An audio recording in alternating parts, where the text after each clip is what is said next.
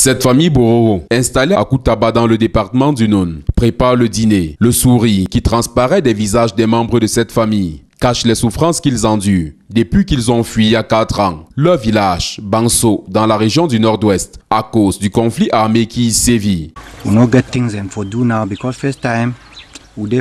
Quand nous étions chez nous menions une activité qui nous permettait de payer la scolarité de nos enfants.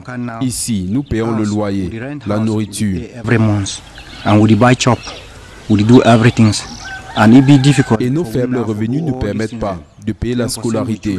Depuis 4 ans, mes enfants ne vont pas à l'école et ils se sentent frustrés. Je prie le gouvernement de faire quelque chose pour eux. Faisant partie des couches sociales vulnérables, cette famille n'est pas la seule à éprouver de telles difficultés. Depuis que nous sommes arrivés ici à Koutaba, nous avons appris que le gouvernement fait des choses pour aider des gens.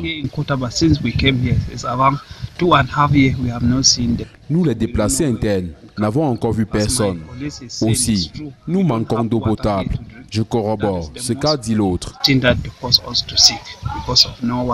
Pour un pays comme le Cameroun, membre de l'Union africaine, ayant ratifié la Convention de Kampala sur la protection et l'assistance aux personnes déplacées en Afrique, ces problèmes ne devraient pas se poser. En effet, l'article 5 alinéa 1 de cette convention dispose que les États partis assument leurs devoirs et leurs responsabilités premières d'apporter protection et assistance humanitaire aux personnes déplacées au sein de leur territoire ou de leur juridiction, sans discrimination aucune.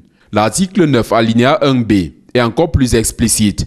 Il dispose que les États partis sont astreints à fournir aux personnes déplacées, dans la plus large mesure possible et dans les plus brefs délais, l'assistance humanitaire adéquate, notamment l'alimentation, l'eau, l'abri, les soins médicaux et autres services de santé, l'assainissement, l'éducation et autres besoins sociaux nécessaires, afin d'inciter les pouvoirs publics à prendre leurs responsabilités.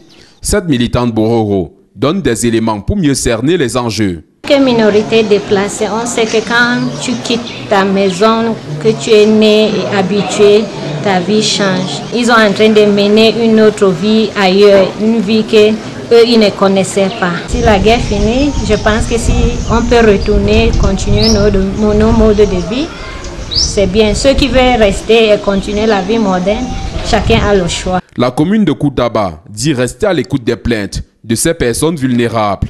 Nous avons, depuis l'avènement des problèmes du Nord-Ouest et du Sud-Ouest, élaboré un plan d'action pour les accueillir. Nous avons facilité l'accès aux petits commerces en ville, facilité l'accès aux terres pour l'agriculture, faciliter l'accès au logement en demandant aux populations de réduire le loyer.